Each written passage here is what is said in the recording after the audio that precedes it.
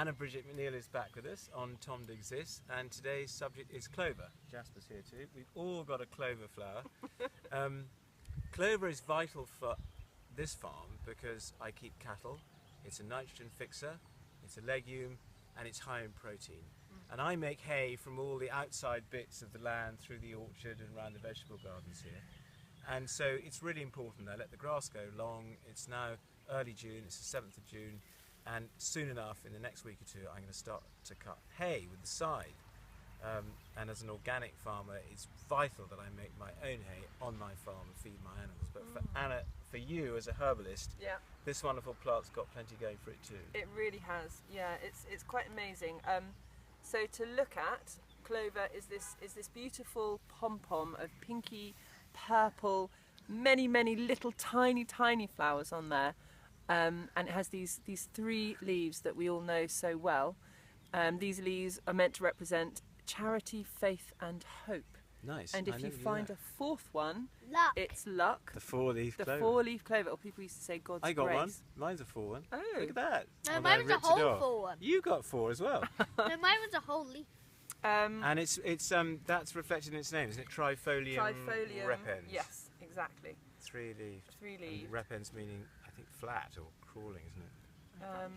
And also it has these little white bits, like a little triangle or a little V. Some people call them chevrons, some people call them the flying geese. But I think you get luck with clover when you use it herbally, because it's an amazing plant. And edibly, you can put it in salads, use the leaves and the flower. I like to pull out these bits of flour here and mix it in with rice, which is really nice. And an infusion, just a red clover tea. Does it keep its colour in the cooking? A little bit. But really, with the infusion, when you dry the herb, it should keep a lot of the colour. If it hasn't been dried particularly well. When you dry them as well, you don't want to layer them up. You keep them flat and a single layer. Separate. So red clover is great at increasing elimination of bile and urine from the body. It's really good for stopping abnormal cells from forming, which is how it's got its reputation as a cancer medicine, especially breast cancer, but other cancers too. It also gets mucus out of the lungs and the system, so it's really good for coughs and really good for things like eczema and acne. How would you take it for those? Tea. Just tea. So if you use it for several months, it's good for chronic conditions like eczema and things. Just an infusion. So again, with infusions, I like to put it in a jar, pour hot water over that, and just close the lid on it and leave it overnight, and drink it throughout the day. What else is clover good for? Well, we would.